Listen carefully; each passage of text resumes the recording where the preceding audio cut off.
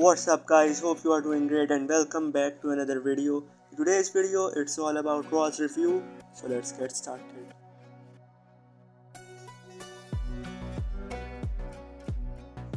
Raw opened with a video recapping Crown Jewel before Seth Rollins made his way to the ring. He thanked Drew McIntyre for not aligning with Judgement Day so they could have a fair match. Sami Zayn showed up and Rollins thanked him for getting in Damian Priest's way and preventing him from cashing in his Money in the Bank contract at Crown Jewel. Rollins told him he could have a shot at the world title and Sami Zayn opted to take it in the main event. Both of these guys are great and the crowd seemed to be having a good time, but this segment was twice as long as it is needed to be. What are notable moments and observations from this match are Zayn's going from feuding with one stable on SmackDown to feuding with another stable on Raw is starting to feel repetitive. This story needs to play out differently. And Rollins' bright yellow suit is somehow one of the most understated things he has worn in months. Next up, we have Kofi Kingston and Xavier Woods. They had a chance to prove they deserved a tag team championship match by facing Finn Balor and Damian Priest in a non-title match this week. The two former world champions started the match for their teams when Balor and Kofi Kingston had a fast-paced exchange that led to a double team sequence from the New Day. Balor and Damian Priest have grown into a solid tag team. They both bring completely different skills to the table but find ways to combine them, so they are a well-oiled machine. The match ended relatively clean with Balor hitting the Coupe de Grace on Woods for the pin. This was a decent opening match that didn't overstay its welcome and gave the champions a win over one of the most successful teams in WWE history. The notable moments and observations are Woods and Kingston had a new gear with bruises all over it. Priest is a long-time veteran of the business, but you can still see him making improvement to his game all the time.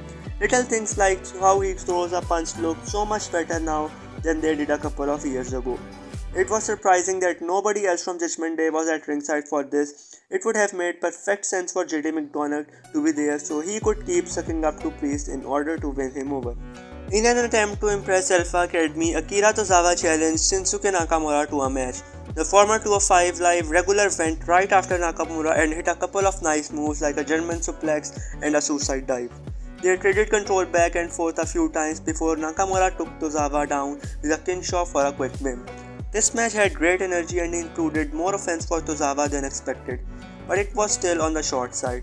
Otis confronted Nakamura, but he just turned around and walked away from the powerhouse. What are notable moments from this match and observations are Tozawa's German suplex looked just about as perfect as that move can get. Seeing Tozawa used as a comedy act is kind of disheartening if you know how good he actually is. WWE rarely gives him the chance to show it. Nakamura seemed less enthusiastic during this match than he has in other recent encounters. Four men fought for a shot at Gunther's Intercontinental Championship this week. The Miz, Bronson Reed and Ricochet have all had run-ins with Gunther at some point, and Ivar has been on roll, so this spot wasn't as predictable as a lot of matches we get every week. The Miz and Ricochet sort of teamed up at first to take on the two powerhouses, but the second they were in the ring alone, they started going at it. The highlight of the night sent the A-lister out of the ring before Ivar knocked his block off with a spinning kick for a 2 count. The first few minutes of the match gave everyone a little bit of time with the upper hand. We saw every combination of opponents fight before we even got into the commercial break. Everyone in the crowd seemed to get the most excited whenever Ivar and Bronson Reed would lock horns, so that might be a feud WWE want to consider at some point. This was a fun and frantic match that made all four guys look good, which is not always easy in a situation like this. The Miz hit several moves we don't usually see from him to get a big pop from the crowd.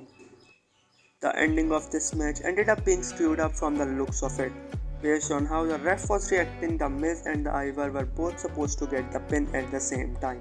The Creed Brothers showed up their successfully Raw debut against Alpha Academy last week and now with a match against Johnny Gargano and Tommaso Ciampa. The Creed Brothers came into this with a power advantage, but Ciampa and Gargano had the edge in experience, so they ended up on a pretty even playing field. They didn't waste time by starting slow to feel each other out. They got right into the action and packed quite a bit into the first few minutes before the break. Both of these duos are great at a double team offense, so we saw plenty of innovative spots sprinkled throughout the match, with the both teams being babyfaces right now. This was a good clean contest between two teams that could be very important to the division in the near future. Ciampa saved Gargano from taking the Brute's ball, but it was all for naught. Kaiser interfered and caused DIY the match to give the Creeds their second win on Raw. This helps protect DIY and furthers the feud with Imperium while also giving the new young team a big victory. The Creeds defeated DIY with an assist from Kaiser. Now we are directly moving to the main event, which was superb. The main event of this week's show was the World Heavyweight Championship match that was set up in the opening segment between Seth Rollins and Sami Zayn. These two men are friends who respect each other, so they started with a simple clean lockup that led to a nice technical sequence. Zayn played some mind games by patting Rollins on his injured back to show that he could have attacked it, but chose not to. Their offense got more aggressive as the match progressed, but they kept it within the confines of the rules. Both competitors were taking a lot of risks to make this feel like an important main event.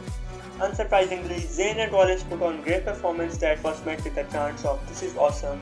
After struggling to counter a Boston Crab, Rollins managed to roll over Zayn and keep him down for the pin. Judgement Day attacked Sami Zayn as he was leaving the ring, and Rollins ended up getting takedown when he tried to help.